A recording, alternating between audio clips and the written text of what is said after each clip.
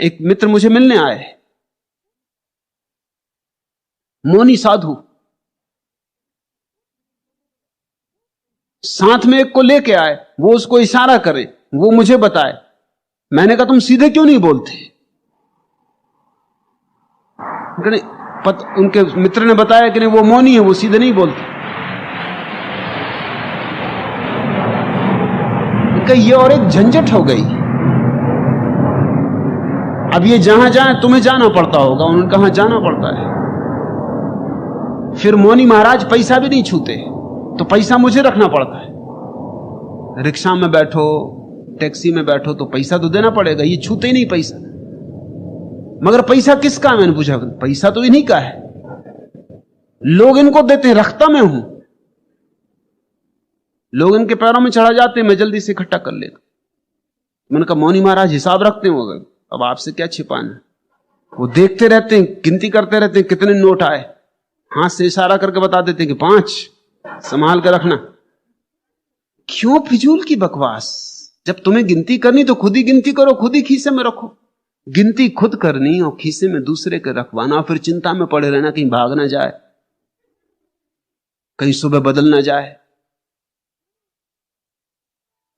मैंने उनसे कहा कि कल आप ध्यान को आ जाएं।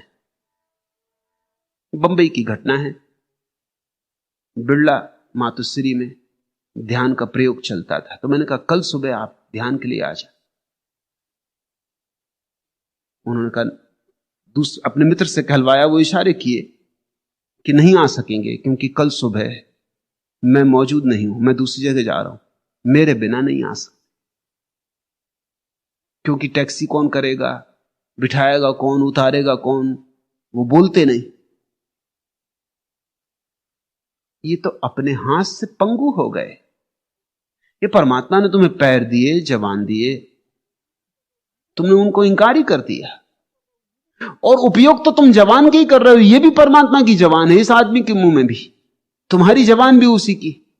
इतनी करीब की जवान छोड़ के उतने दूर की जवान का उपयोग करने का अर्थ क्या है? मगर लोग ऐसे ही उपद्रवों में, ऐसे ही जंजालों में पड़ गए।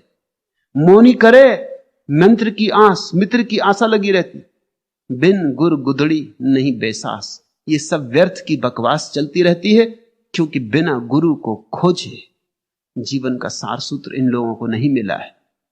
ये व्यर्थ की बकवास में पड़ गए हैं, किताबें पढ़ के, शास्त्रों को पढ़ के।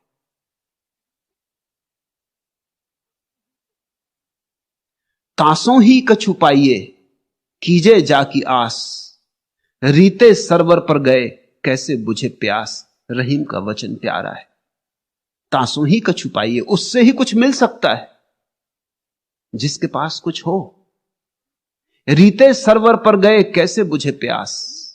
शास्त्रों में कहीं पानी है, शब्द ही शब्द है, पानी का विचार है, विवरण है, मगर पानी कहां? सदगुरु के पास ही गुर मिले, सूत्र मिले, कुंजी मिले। गोरख का वचन है, बांस सहेती सब जग वास्या, स्वाद सहेता मीठा, सांच कहूं तो सतगुरु मांझे, रूप सहेता दीठा। कहते हैं गोरख कि वह तो सारे जगत में सुगंध की तरह भरा हुआ है, उसकी सुगंध से सारा जगत सुगंधित है। बांस सहेती सब जग वास्या, स्वाद सहेता मीठा, और उसकी मिठास सारे जगत में। लेकिन कोई सिखाने वाला मिले कैसे उसे चखें, कोई बताने वाला मिले कैसे उसकी सुगंध हमारे नासापुटनों तक आ जाए, कैसे उसका संगीत हमारे कानों से संयुक्त हो जाए। सांच कहूं तो सतगुरु माने, रूप सहेता दीठा। सच्ची बात इतनी है कि जब तक कोई देखने वाला ना मिल जाए जिसने देखा हो, तब तक तुम्हारा संबंध जुड़वाया ना जा सकेगा। बिन गुरु गुदड़ी नहीं बेसास, बिना गुरु के विश्वास नहीं आएगा, श्रद्धा नहीं आएगी। कोई आंख वाला ही तुम्हारे भीतर ये आत्मविश्वास पैदा कर सकता है कि हां परमात्मा है, क्योंकि कोई आंख वाला ही साक्षी हो सकता है, चश्मदीद गवाह। किसी गुरु को खोजे बिना कुछ भी नहीं मिलता। इसी तरह के व्यर्थ झंझटों में लोग पड़ जाते। और गुर की बात छोटी, छोटा सा सूत्र है, सहज हो रहो। हबकी ना बोलीबा, ठबकी ना चालीबा, धीरे धरीबा पांव, गर्भ न करीबा, सहजे रहीबा, भणत गोरख राव। छोटा सा सूत्र। अहंकार छोड़ दो, सरलता से जियो, अति ना करो, मध्य में आ जाओ, सहज भाव।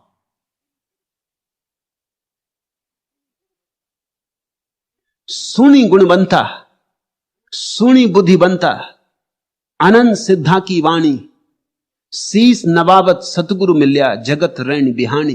गोरख ने कहा, सुनो जो सुन सकते हो, समझ सकते हो तो समझो। सुनी गुणवंता, अगर थोड़ा गुण हो, थोड़ी बुद्धि हो तो सुन लो। सुनी बुद्धिवंता, अगर थोड़ा बोध हो तो पकड़ लो। अनंत सिद्धा की वाणी, और ये मैं ही नहीं कहता हूं, गोरख कहते अनंत सिद्धों ने यही कहा है। शीस नवावत सतगुरु मिल्या, जगत रैन बिहानी। बस शीस झुकाना आ जाए तो गुरु मिल जाए। इधर झुका शीस, उधर मिला गुरु। गुरु तो सदा मौजूद है, तुम झुको तो गुरु मिल जाए। पुरानी मिस्री कहावत है कि जब शिष्य तैयार होता है, गुरु प्रकट हो जाए। Whenever the disciple is ready, the master appears. एक क्षण की भी देर नहीं होती। उधर शिष्य झुका, इधर गुरु आया। शीस नवाबत सतगुरु मिलिया, जागत रैन बिहानी। फिर ये जगत की रात रात नहीं, फिर तो जागते जागते बीत जाती।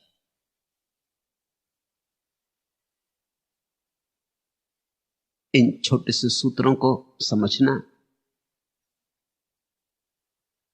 गुनना और थोड़ा थोड़ा जीवन में साधना, इनका स्वाद लेना। रहीम के वचन से आज की बात पूरी करता हूं। रहीमन नीर पखान, बूढ़े पे सीझे नहीं, तैसे मूर्ख जान, बूझे पे सूझे नहीं। जैसे पत्थर नदी में पड़ा रहता है फिर भी भीगता नहीं, ऐसे ही नासमझ सत्संग भी करते रहें तो भीगते नहीं। रहीमन नीर पखान, बूढ़े पे सीझे नहीं। बूढ़ा तो रहता, डूबा तो रहता पानी में, मगर सींचता नहीं, भीगता नहीं, अछूता ही रह जाता। पानी में पड़ा पड़ा अछूता रह जाता। तैसे मूर्ख जान, बूझे पे सूझे नहीं। सत्संग में बैठ के जो सुन तो ले, शब्द तो सुन ले, लेकिन अनुभव ना करे, बूझे पे सूझे नहीं। सुन ले, समझ ले, मगर जिए ना, अनुभव ना करे, उसे मूर्ख समझना, वह पत्थर है।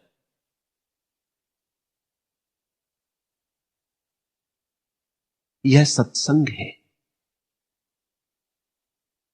भीगो, डूबो, जियो। हबकी न बोलीबा, ठबकी न चालीबा, धीरे धरीबा पांव, गर्भ न करीबा, सहजे रहीबा, भणत गोरख राम। आज